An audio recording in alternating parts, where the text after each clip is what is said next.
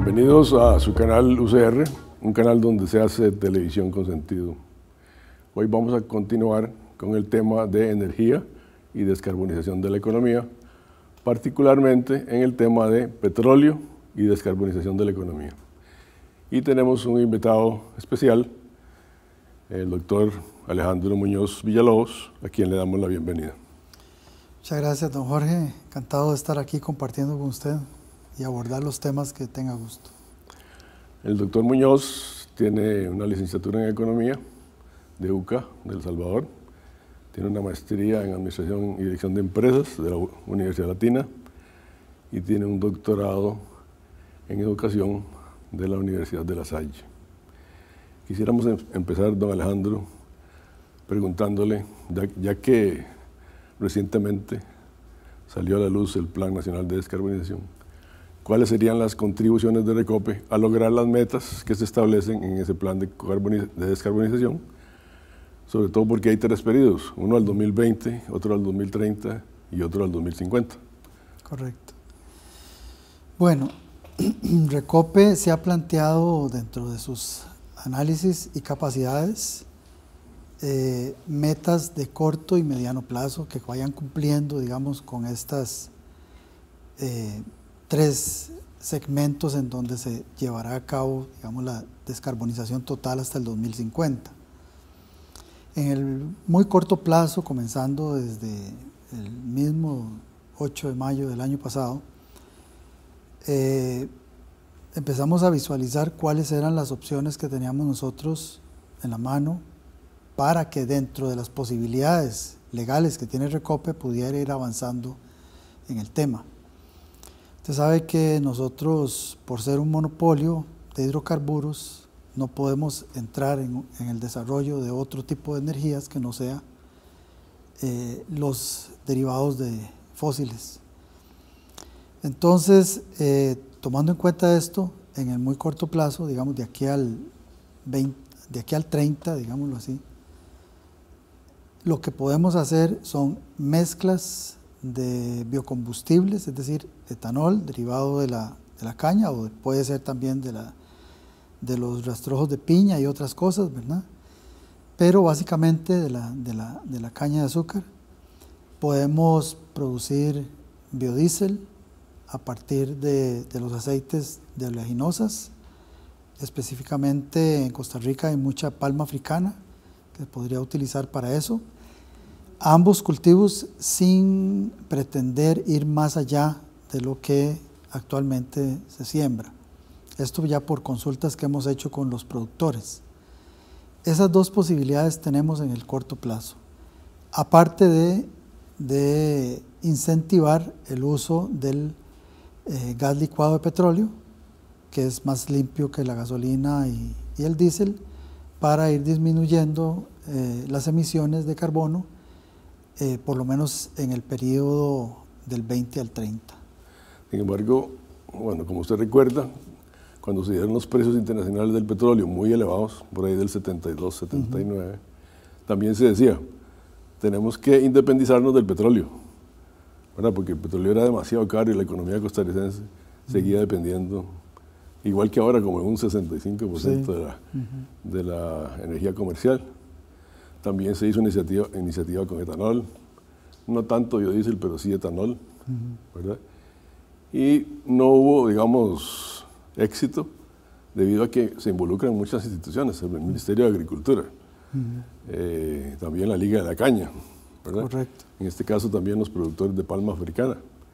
Y no hay como una especie, digamos, de coordinación que permita lograr eso. Lo otro es que los cultivos son muy extensivos.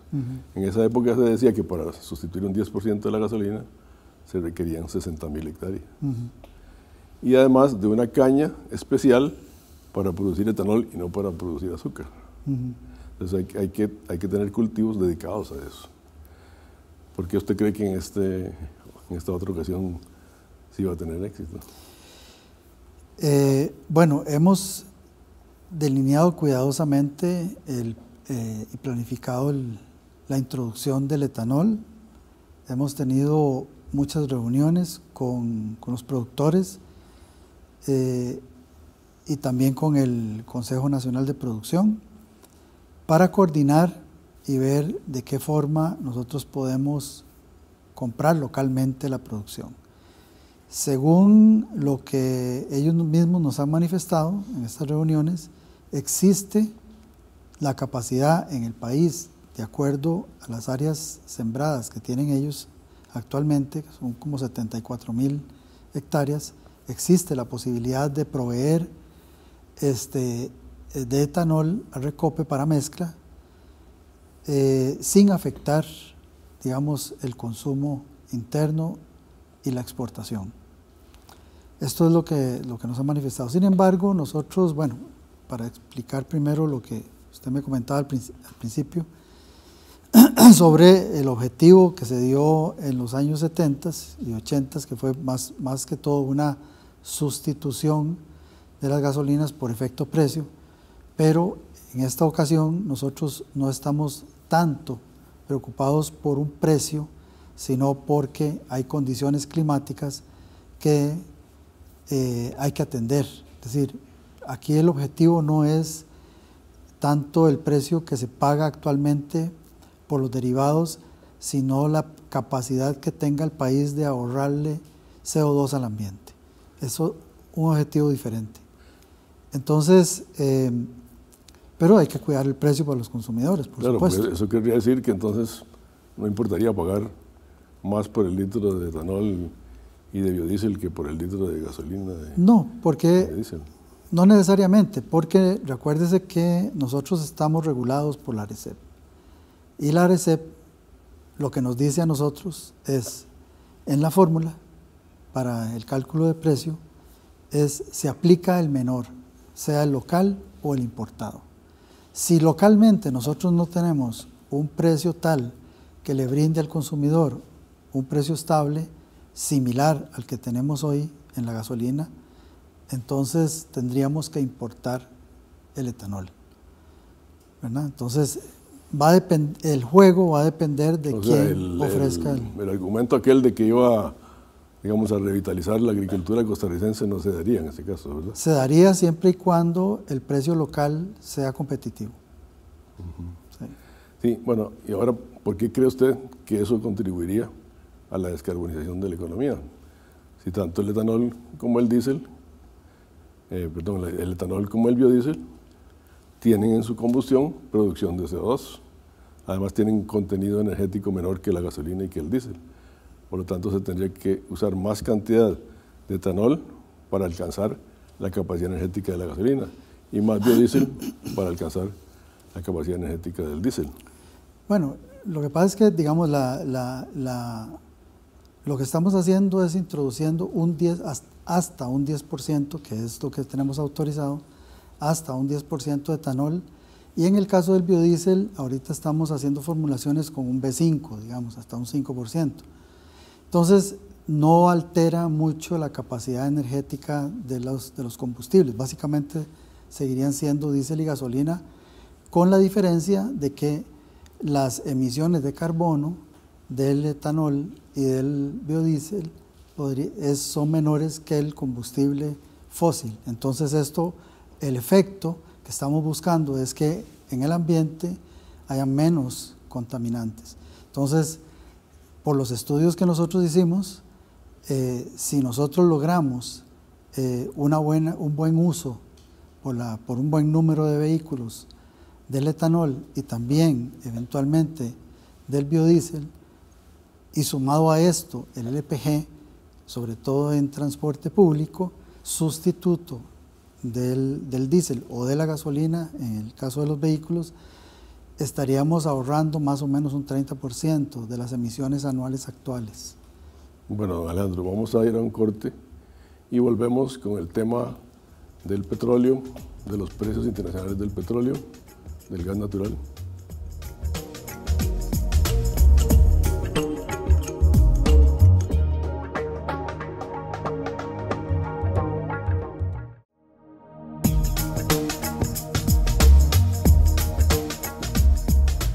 Volvemos de nuevo con don Alejandro y estábamos hablando del LPG. Hay una característica, digamos, del de la economía costarricense, y es que el LPG está trasladándose a consumo de los hogares. Correcto. Usted me hablaba de vehículos, pero debido a que, digamos, el precio por energía útil de la electricidad versus el LPG es diferente, y también debido a que no hay, digamos, medidores de electricidad con tarjeta, que usted pueda poner la tarjeta una cierta cantidad y cuando se le acabó, bueno, recarga la tarjeta, ¿verdad? En cambio el LPG usted va a la pulpería, compra la botella y cuando se le acabó, se le acabó. Entonces hay una tendencia a que el LPG se consuma en los hogares. Y por otro lado, de acuerdo a lo que sabemos del crecimiento del consumo de los combustibles el año pasado, que crecieron más del 3%, ¿verdad? Creo que 3,5%, la economía creció al 2,7%. Entonces, si usted hace una relación entre lo que crecieron los combustibles y lo que creció la economía, estamos carbonizando la economía en lugar de descarbonizarla. Sí, correcto. Es decir, todavía no hemos llegado al pico de consumo de combustibles fósiles. Esto probablemente, según el estudio que nosotros tenemos, es un estudio que hicimos para calcular la descarbonización de la economía entre el 2019 y el 2037.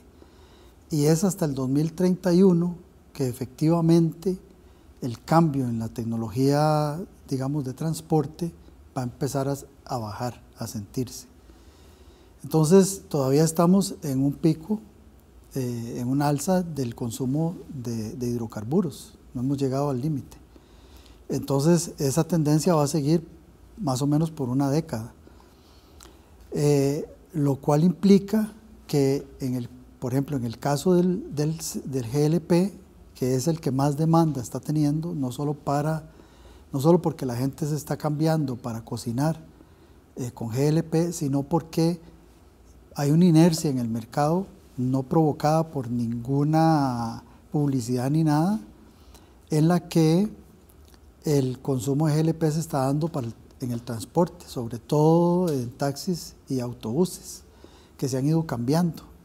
Entonces, ahora, es difícil, digamos, tratar con una empresa que lo que tiende es a bajar sus ventas. Bueno, vemos ese fenómeno que está sucediendo actualmente. Se habla de economía verde, pero yo no veo qué aporta al crecimiento económico esa economía verde.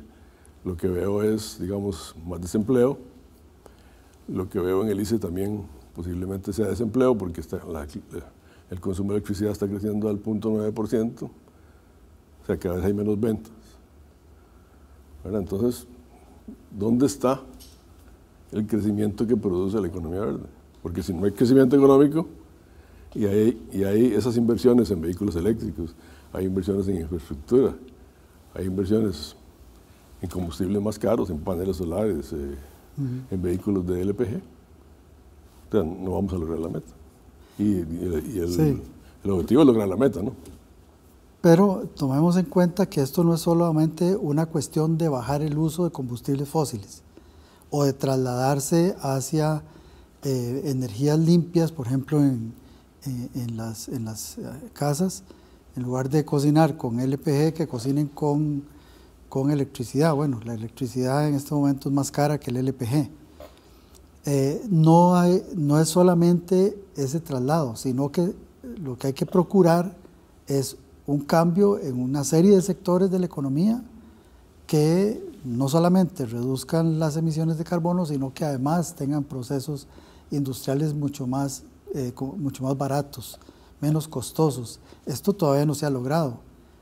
Esto apenas está empezando. Es como decir... Eso es lo que no veo, porque la tecnología de punta cada vez es más cara, ¿verdad? Claro, entonces una industria no va a dejar de consumir fuel oil para consumir electricidad, porque tiene que cambiar una tecnología. Claro, es como que usted le diga a un industrial, mire, como ya hoy dimos el banderazo de salida hacia una economía verde, cambie sus calderas de búnker por eléctricas. Bueno, primero que todavía no está desarrollada esa tecnología suficientemente como para hacer ese cambio, y además sería mucho más caro. Entonces, ¿qué va a hacer el industrial? No, yo me quedo en búnker. Cuando eso esté un poquito más avanzada la tecnología y el mercado ofrezca las alternativas, pues entonces yo me paso. pero de momento no. Entonces, ¿qué nos toca a nosotros como empresa pública que provee los hidrocarburos? De seguir proveyendo el hidrocarburo. Y es difícil, ¿verdad? Porque va reduciendo sus ventas, ¿verdad? Los 20, 21 millones de barriles que se consumen por año, en el año 2050, digamos que ya no van a estar. Es una pendiente, digamos, de crecimiento. De crecimiento en 30 años, correcto, que es bastante abrupta. Ahora, ¿verdad? La idea no es que Recope espere a que ese decrecimiento lo lleve a un punto cero en que digamos hay que ponerle candado. La idea es que Recope se transforma con este plan de descarbonización. La idea es que Recope empiece a meter en su línea de industria otras alternativas que pueda desarrollar con los profesionales que tiene, más otros que se puedan sumar. Esa es la idea, para poderle seguir proveyendo al país de energía. Muy bien. Vamos a hacer un corte y volvemos de nuevo con don Alejandro.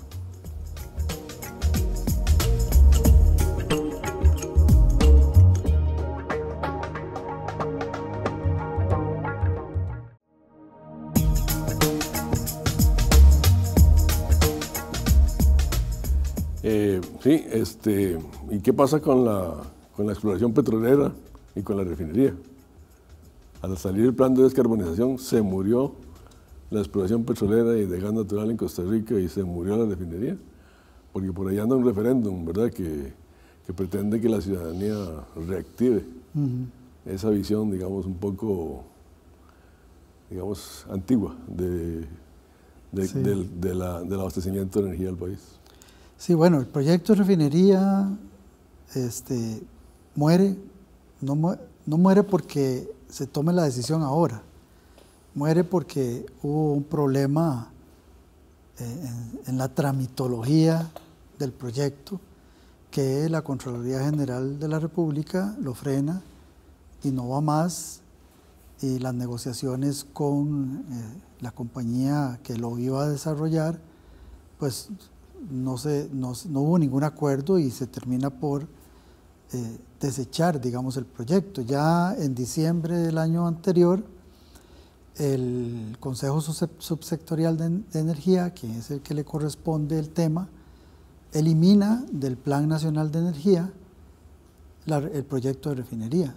En consecuencia, para este año 2019, el Plan Nacional de Desarrollo ya no cuenta como proyecto de la refinería en lo que Recope puede ir. ¿Qué pasaría si el referéndum se aprueba y hay exploración petrolera en este país?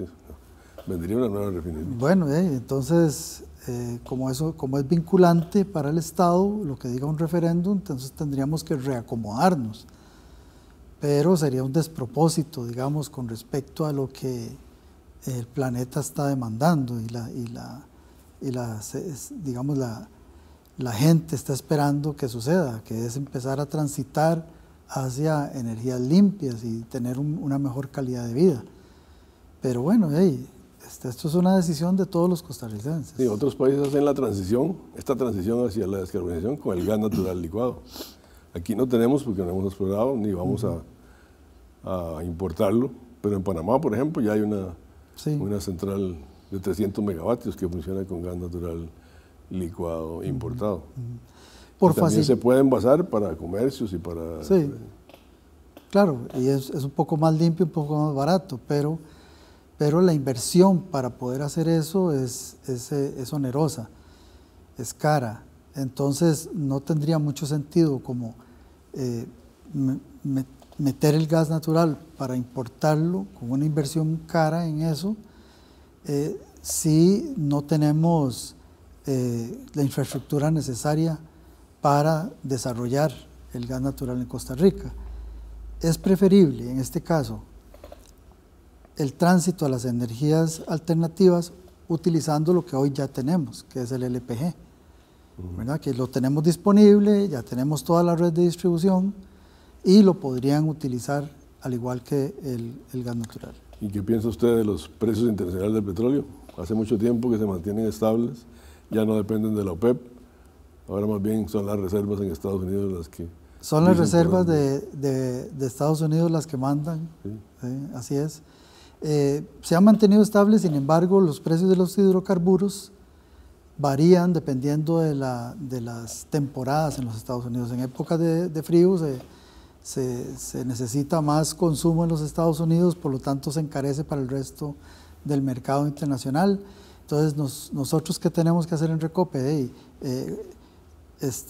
Ajustarnos nuestra demanda a los usos intensivos o menos intensivos en Estados Unidos. ¿Y el nuevo puerto le aporta economías?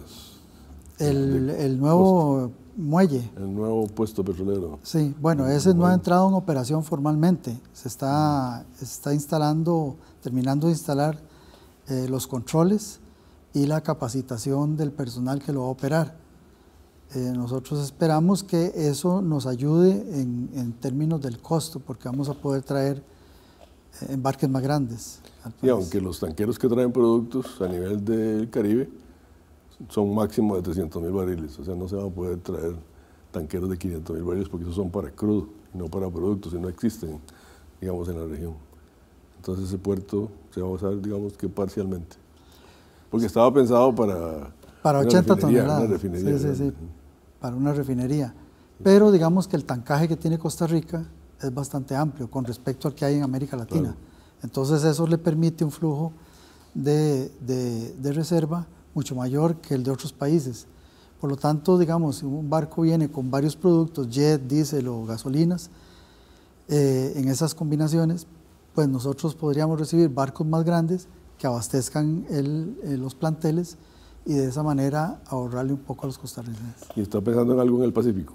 Estamos pensando en el Pacífico, desarrollar más el plantel de Barranca y el plantel Chorotega, que todavía está a nivel de proyecto, pero en el plantel de Barranca estamos pensando en incrementar la capacidad de almacenamiento de GLP y poner una boya flotante en el Pacífico para que evitar, digamos, situaciones de mal tiempo u otras que se puedan presentar del lado del Atlántico, que a veces eso es lo que nos dificulta, digamos, el abastecimiento oportuno.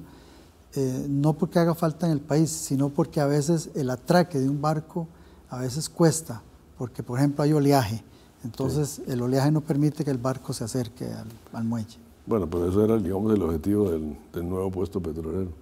¿Y podría usted darle un mensaje a los trabajadores de Recope ahora que ven esas noticias en el periódico, que no los alientan mucho a ser